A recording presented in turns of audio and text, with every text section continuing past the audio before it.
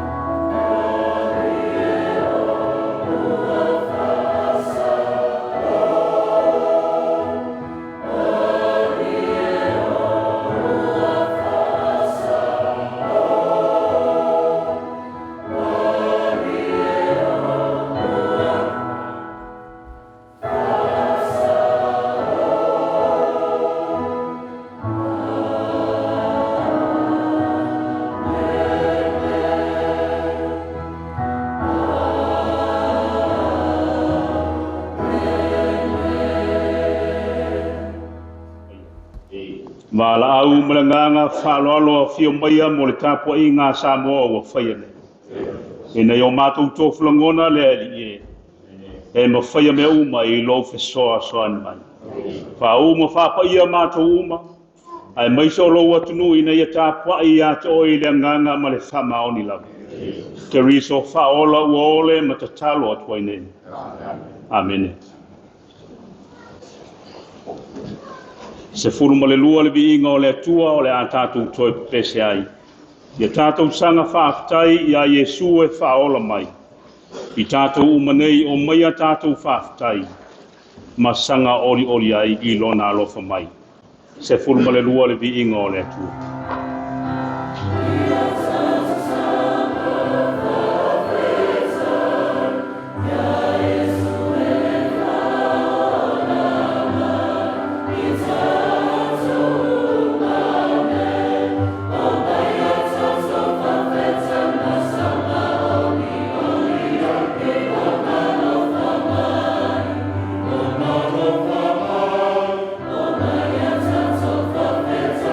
Sama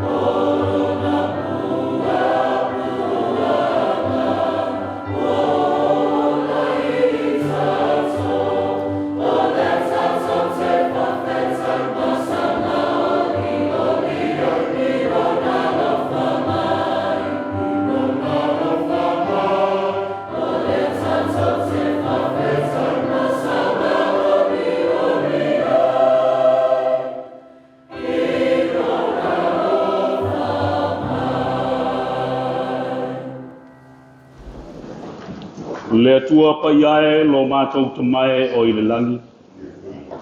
O le atua o le tamā le alo ma le anganga pa ia. Pero sona ia ua mātou whaalupe inai oe le atua mamalu. A o lo mātou talitununga ma le whātua tuanga e tasi lava oe. O le pule au i le langi e te pule a fo i le lalolangi. Ta whamanino ato o tau le lei le nei asa. E no watapua i sa roto fia Samoa i ate oe. A wawe e whangua i mātou le nei aso manuia. Le aso sa tofa le ele ie. Ai mai se foi le aso wa whalupe o le aso sa. E tau fia ai fe au ngā luenga masani alo watunu.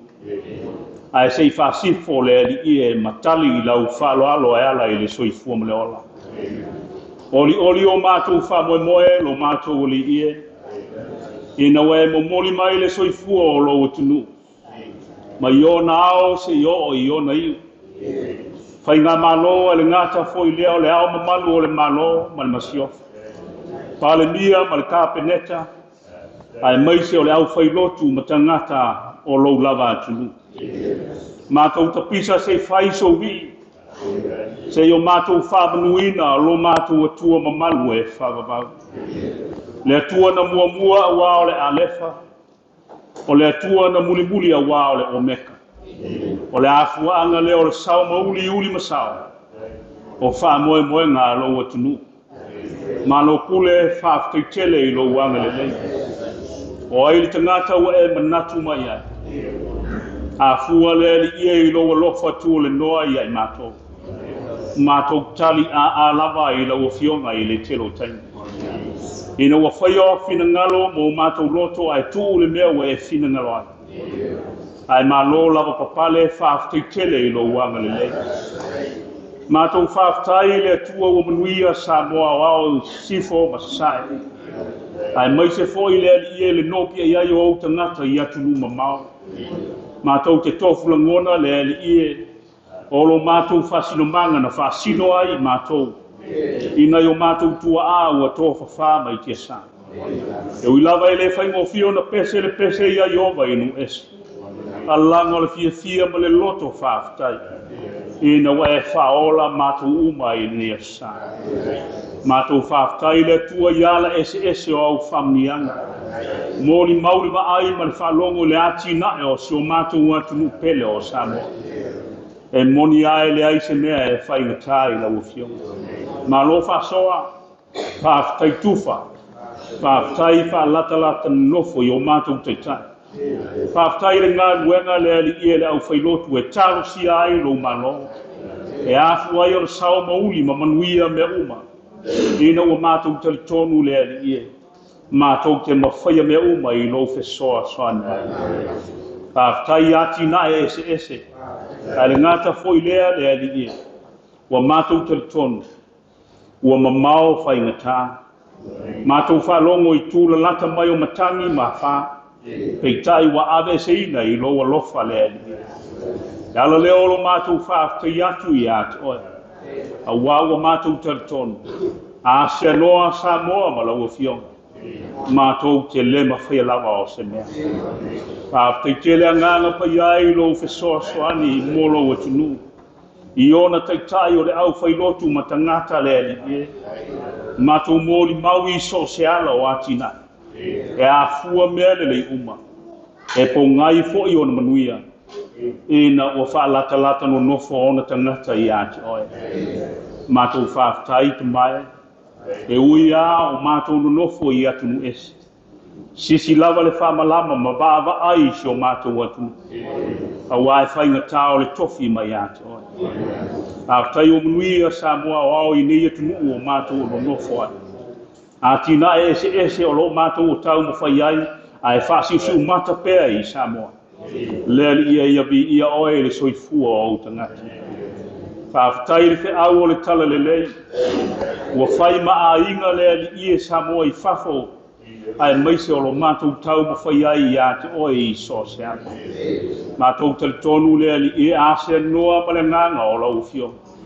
Mātou te le ma whai lava o se mea. Fia o mātou loto e tapisa e whaiso vi le nei taia. E na o mātou tō flangona, ua o mātou iai lo lava file mu. Ka teitele i lau tuspa ia e siri ono Yesu ke riso lo mātou li wa lo mātou whaona. O lea li na ngā whawai lunga o le satou. Wa ia whetalai mai wa mai a o tau nu whaile nā mo i mātou uma. Lea li e ia te o ele vi inga e whawawala. Whamangalo i mātou. Mātou te langona lo mātou whataua. Ai mātou te fisili le te lotaini. Mātou te tusi lima. Mātou te whamasino sino wa mātou whaia lo ti ute le ali. Whamole mole whamangalo sa moa i lana whainga malo. O na teitai o le au whailotu ma tangata le ali. Mātou te se ma le atoa i ugu. Le toto lava o ke riso lo mātou li whaona. E mamā ngalo ai mātou. Mala au malenganga whalo alo whamole mole. Se ia alo whangia sa moa o ao. I ona teitai le ali ie. Ao mamalu o le malo ma le masio. Ai mai se foi le pale mia ma le kāpeneta. Whamole mole e iai lo file mu. I o mātou tōwhulangona whatasi maona tangata lau tele. O Samoa lava e whawai i ate. Manuia whaiva mga luenga le au whairotu. Lātou tau mo whai sa ili le file mu ma le ola whananganga o na tangata. Mātou te talo mo Samoa o ao i atunu i whafa. Whamole mole ia e whamuia. Ia i atina ese o tau mo whai ai le whainga malo. Whamole mole ia e anga le lei. Manuia li ma fai pule o nu uma. Manuia Samoa o ao lo ia tunu ma mau. Mātou te talo le li ie. Fuafuanga ma whamoe moenga o le nei tau sana. E au manu mea uma i lo lava fe soa soana. E manatua ma le alofa e o whengai ma ngase i maota ngase. Nai ta ma nai tina ma whanau. O nisi o iai mana o ngā whapitoa. Whalua atu lo nganga mo i la tōma ia e whamalolo. O eo i whale pui le li e launga ia o ngā lo lato whasalanga. E fuli tua ai e whaise tae o fō. E fō i atu i ate oe o le manuia leo o lato ora. Mātou te talo mo tama whanau o Samoa o au tau i so se whamoe moe. A ua Samoa tae au me e lua. Manuia a lato tau mwhai. Mātou wala au le li e. E sila fia ngā luenga le au whailotu e le whaingo fia. Au whaamalam la maina o le whaoletanga ma e muri i lau o fia. Ua nā o e manui ai whaiva ma ngā luenga. Mātou te talo o ai o mawhatia i so se mea mo ia lau so soana. Anga le lei ma e whaola mo i nātu. Mātou te talo mo le file mua o le lalolangi. Ia i ai lou anga le lei. A whaitau le tuspa ia. Wha malama e lo nganga pi. Ala unga lo finangalo wha lua mai a lo nganga. Mātou te mawhai ai o na whai o le whi au mana ngāle. Tātou mā futa ma oi fuanga uma. Ai maise o Samoa ma ana pōkalame o te toe o le nei tau sanga. E au manu ma manu ai mea uma. Ke riso whaola uole ma te talo o tuai nei. Amene lo mātou te mai o i lang. Ia pa ia lo suafa. Ia o mai lo malo. Whaia lo whingalo i le lalolangi e pei o na whaia le nana. E fuai mai ia te mātou le aso nei o mātou me ai e te tamu le aso. La mangalo ia te mātou ia mātou o sana. E o i mātou foi o na wha mangalo i nātu i e ua ngaleanga mai ia te mātou. Awa foi e taitaina i mātou le whao soso. E la bea i ai mātou ai wale. Mai o le mano. A toa maliwi inga e whaga haulawa. Amene. O le inga e lua se lau fitu se fulmale ono. O le a tātou toi pese atuai. A whio mai le nganga i o mātou loto nei. E wha malama o le tala e le lei. E mau ai le manuia ma le loto fia.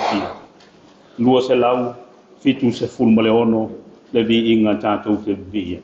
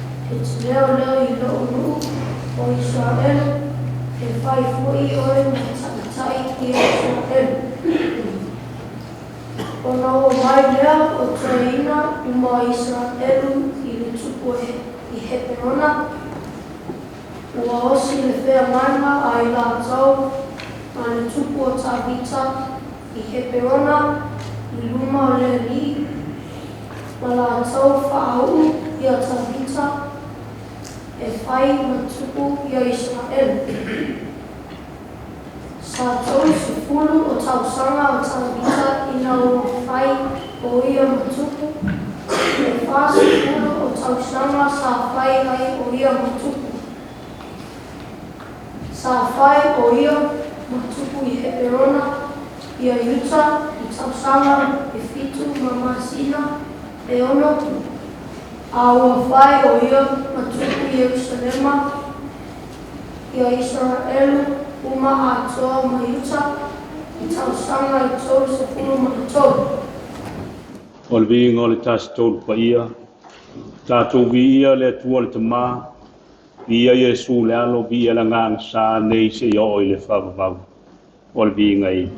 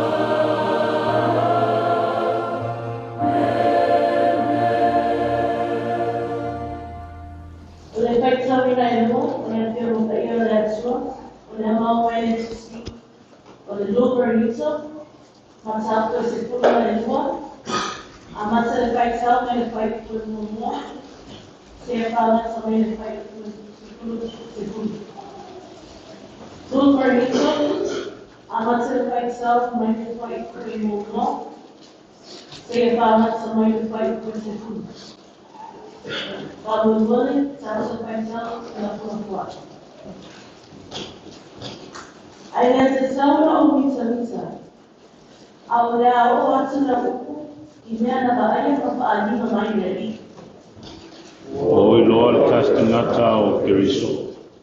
Tasi le se fulu malfa o tausanga talo se ngia o ia I le langi tuatoro.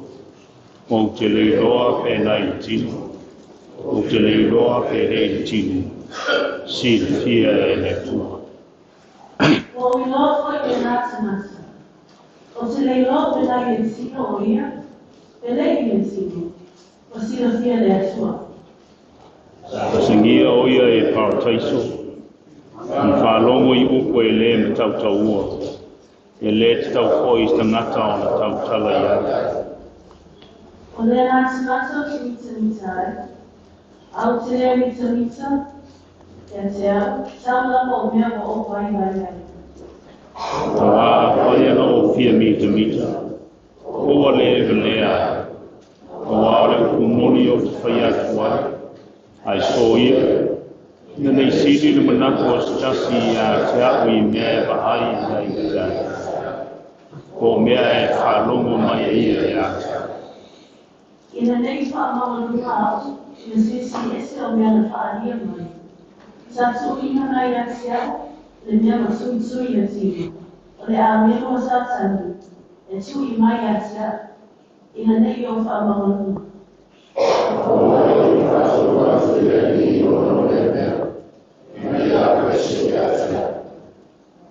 An whame mai ai lea o ia e atea. O lou ne anu whatsunua, e lana lea e sosuani ate oe. A wā le vai vai e whaahatua ina ai no mana. O lea matele ai lana lau fia fia I a mita mita I mea wa o vai vai ai. Ina ia tūmau I o luma le manu Keriso. Tanto kaitou whatasi. O lea o te whiawhia ai mea e vai vai ai. O whāleanga mai, mālai, o leanga tēnu mai, o lea tōku wale o no Keriso. Wā pēa o vai vai, o nau māhosi ai ea. Saudara Badia, Mai Badia Pelu Badia Nesua, Mai Mimi Kuswai, Atsolo Pediko. Amen. O tātou taulanga. Le rie lo mātou tamae o i le langa. Ua malie lau whaaloalo e ala i le soifua o Keriso o moi mātou o lau whana. Mātou uofo i nātu nei tupe o mātou whalupe o le taulanga mo le tala lele. Wha mole e whapaia ma whamanuia. Silo na e whamanuia lo e kalesi. Keriso whaola le li i ole matatalo o tuai nei. Amen.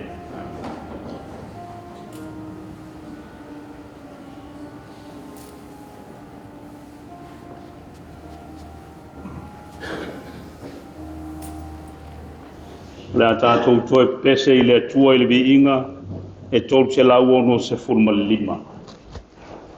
Nganga sā fio mai, ma e awina mai.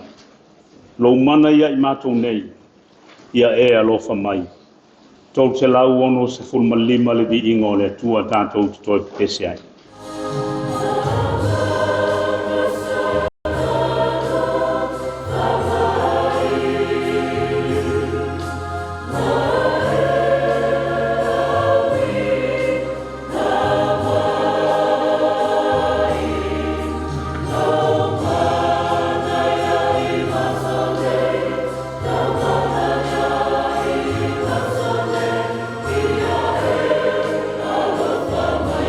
Adore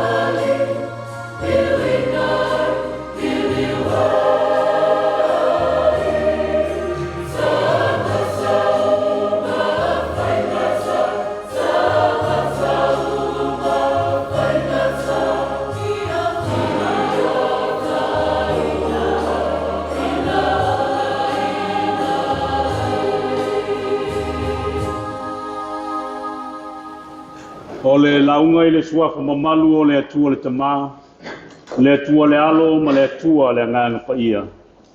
Amen. O le amaua se matua filifilia mo le neia sa moai. Mai le tusi sa faitawina mai le whenga ina fau. Lua le koronito o lona mtaupu e se fulma le lua. Au filifilia le fai upu e iwa e fai mamatua mo tātou i le neia sa. E whapea o na faitawina. O na whapea mai lea o ia i a te au. O loo nei alo fatu noa e lava lea e te soa soani i a te oe. A wao le vai, e wha a toa ina i lo mana. O lea ua tele ai lava lo fia. I le mita i mea ua o vai ai. E na ia tu mau yo lunga le mana o Keriso. To e wha fonga. O na whapea mai lea o ia i a te au. O loo nei alo fatu noa e lava lea e te soa soani i a te oe.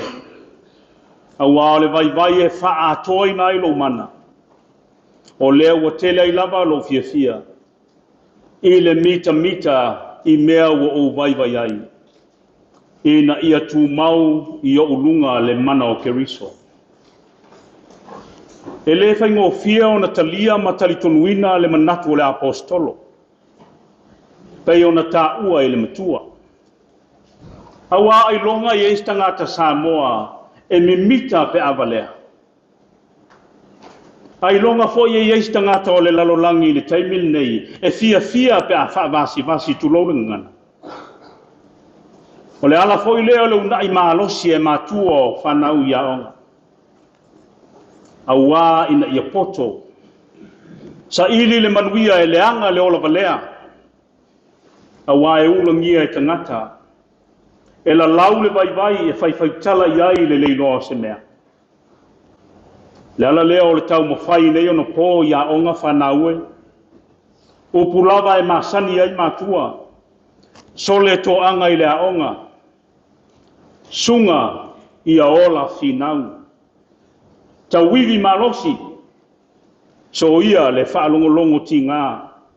E leo to e whaingofie le soifuanga i nei o nasu. O le mea moni lava Samoae.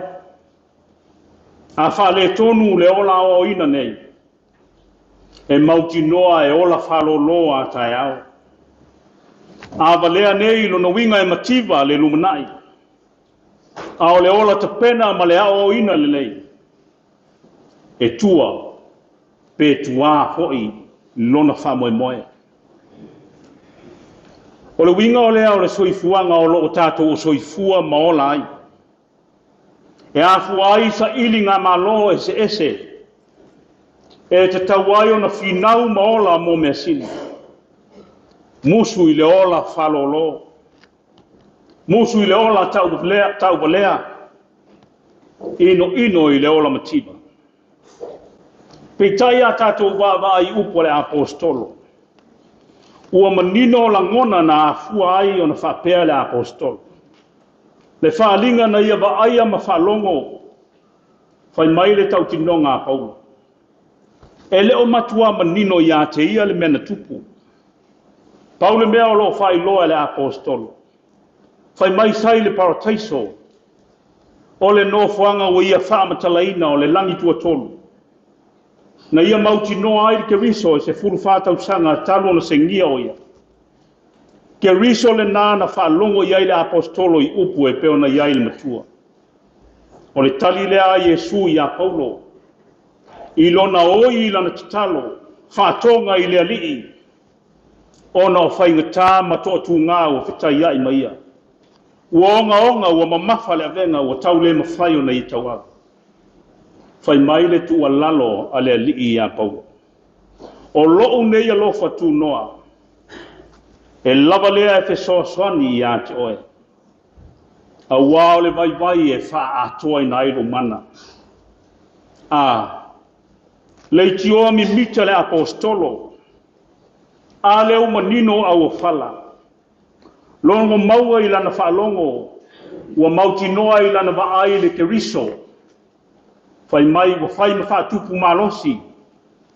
na afua ai langona o le fia ua afua ai ona tautalatala po gai lenā o lona loto tele ma le popole pe ta'u o ia o le vale ae tumau lona oli'oli auā ua mautinoa keriso i lona ola le ali'i ua fai ma ona fa'amoemoega ua fai ma ona malosi'aga ma ona fa'atuatuaga a fai tatou toe va'ava'ai lagona o le apostolo e mafai ona fa'apea le apostolo o a'u le vale po le valea a'u ou te mitamita i mea ou te vaivai ai leai se toe popole ua lē toe atu matangi o a mea e falute mai i lona ola pe tau ai o le vale a ua sua malia le ola tutō mo keriso e iai tāua o le ola o Paulo e pe ona whaamatalaina tangata i loa whaamaualalo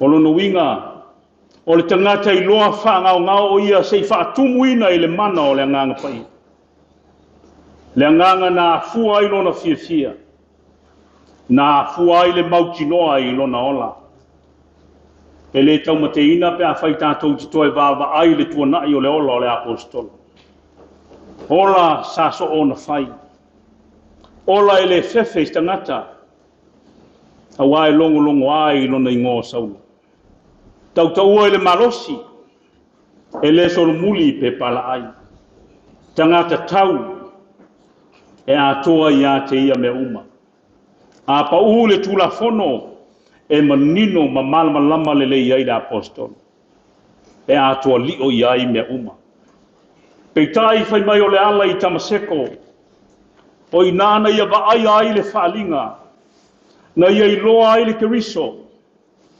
na tai ai le malamalama ma fa'alongo i le leo mai le langi mua whape mai Saulo e se a le mea ua e sauā mai ai i atea si ana tali tau le langona o ai e oe o a'u o Iesu ua e sauā mai ai o le mea whaingatā o na ai tui o inana afua ai le tai au fou tai au toe liliwina o le apostolo ma vai ai le matango fio keriso i lona ola na ia filifilia ai le keriso e fai mali'i ma whaola i ate au ina foi na filifili ai e le atua o le ipu e momoli lona ingoa i inu ese ta ua le whaongata tau o ta leni manga vaa Samoa e ai aua le so na whaia le ola e mau le malosi le lalolangi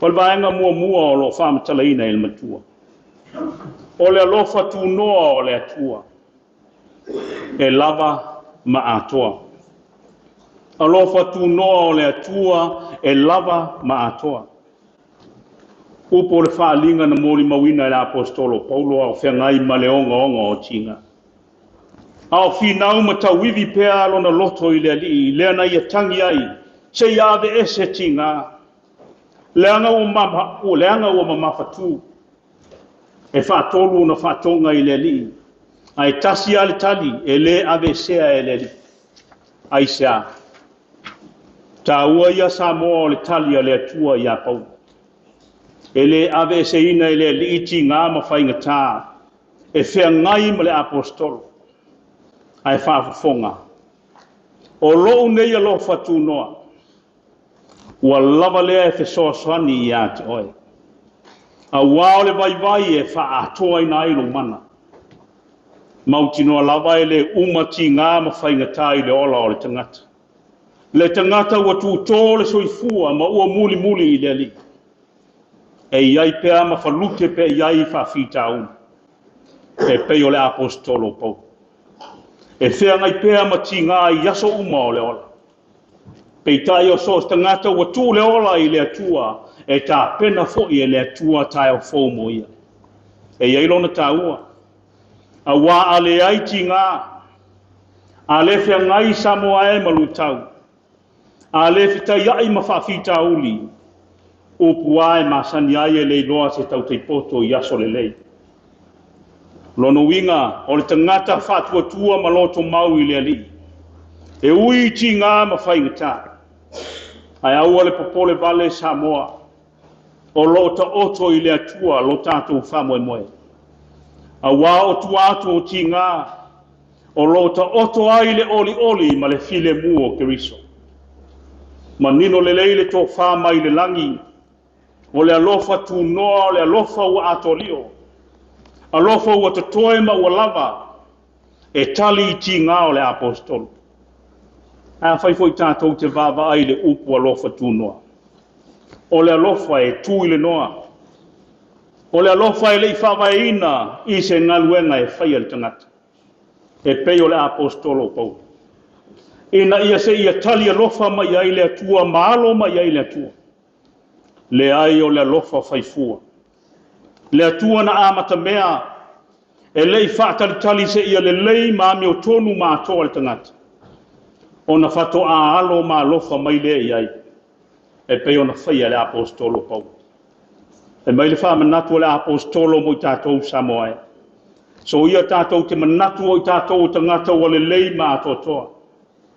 Toa tele ia o e taulangi o au lava. O au o le lei ai le atunu. Ana le ai au e le atoa le saufa inga. O au na tu ai le whaila. E sili atu lo poto i lo isi. O au o sili. O le mea mauti no le taimi lava tātou te manatu ai whapea Samoa. Ua whapito, ua whamaualunga, ua whirifuea lo wola whasausili la ngona o le vaai maua lalo i leisi usu. Ai aua nei ngalo Samoa e, o satani ua pulea lo wola. Ua whaonga ina i tātou o le te Apollo. E whape nā manatu sa whaososo ina i le tupu o Nebukanesa. Lena ia whapea ne ai, pe leo papelonia tele ele nei sa au whaia i lo manosi.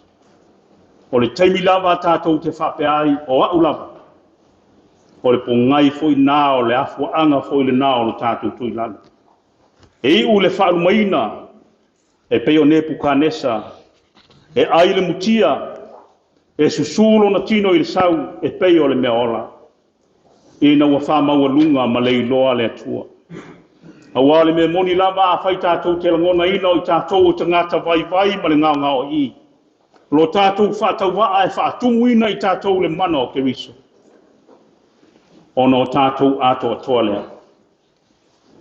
E le tala i te tasi o li Kerisiano malana wō.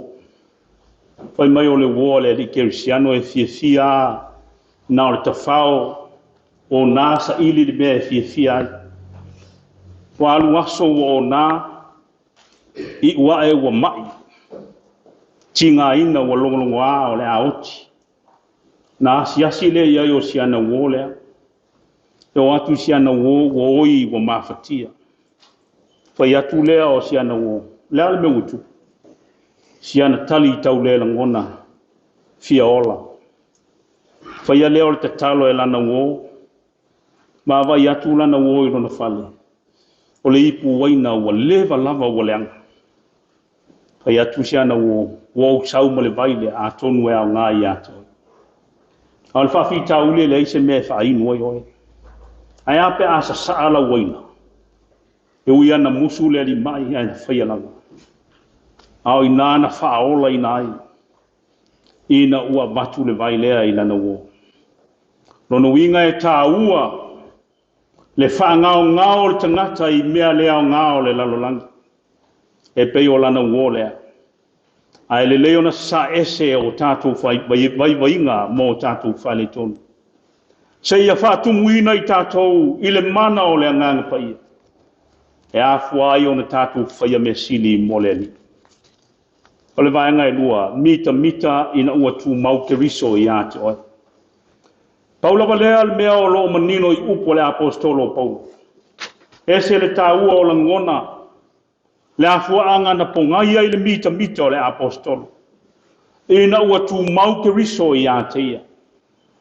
Ha whai tātou te vava ai le upu tu mau pe atoe au ili ili. E lua upu o lo fausia mai ai. O le upu tu, o lo na winga ua whaatasi ma le tangata. Ua ilunga o le tangata, ua whae le tangata. Ua ia te oe, ua ia te. O le upu mau o lona winga ua le maluelueina. Ua mausali ma ua mautu. E whapena le upu mana. O le malosi winga ese ma le fesoasoani mai le li. Le ala leo le tautinonga le apostolo. So se mea fou a se mea lelei e tupu ifo i le loto. E afu ai ono mita ono ke riso ua whatasi mai. Le mana ma le marosi mai le li.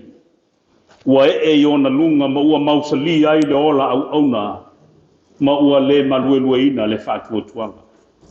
O le mea moni lava sa moa a maua ke riso. Ua e maua mea uma. Le li e whatupu marosi. O le li e atoa iai le whamoe moe o le kanata. E peo le apostolo Paulo na fuai upu. O leo te fia ai. I mea o te vai ai. O e whaaleanga o le malaia o le anga tele. Atu vale ono ke riso. Fai mai le apostolo. Pe a o vai ono o malosi ai lea. Wa o ina le apostolo e tau fia le ola mita vale. Ola so ona fai. Ola fasa usili ma le mawalunga e le ai se mea e mawai. Tasia vai inga o lo tua lalo ai Paulo i le kalesia. Ano no ai tangata wha mawalunga ma le au mita vale. O e wha tupu le vevesi i le kalesia. A fuanga leo le whewawea. Fai mai ana upu tō mua e le mta upu sa whaitawina. Ai le te tau na o mita. Manino le apostolo. E le mawhai ona ia i loa wha linga mai le li i pe a mita. Fai mai ia a whai te tau na o mita. Mita i mea e vai ai. Se ia wha a toa ina e ke riso lona wha moe. Ta ua foi pe a whai tātou te toi vava ai le whenga inga tuai. O le tala masani ua malama e peo na whaitawina le tala i a tāwita. Ai maise o saulo na ia tuli loa e fasioti. Lama i a te ia. Peitai o le fina ngalo o le li. Ia suia le teitai o le nuu o Israelu. Awa o le tangata i lo stai ma whaalongo i le atua. A o saulo le tangata mita vale ma le wha mawalunga. Tala u manino. Na maua le ava noa e fasioti ai e tāwita. Na te lei whao o whai mai aia. E leo sau lea awa o whauina al tangata e le atua.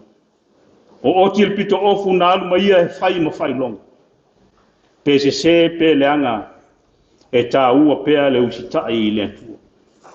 Tāwita lea na ia leo le nu o Israelu. E peo na tua wha i ai le atua. Na afuai o na mwhai o na whaafealo whani matasi le nu. Tau tala i le lenga.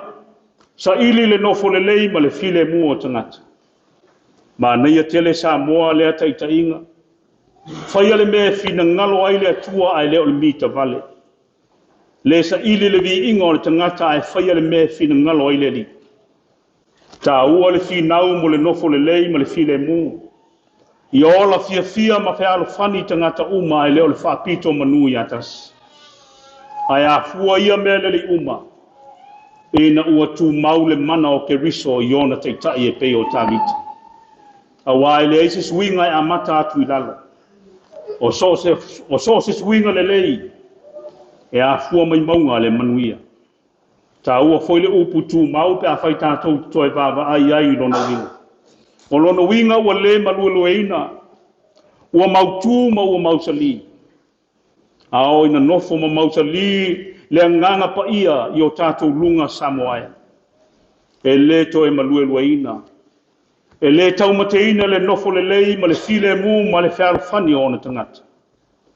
Nisi taiwi ua tau le pua ma lafo mai ai mātou i atunu i whafo.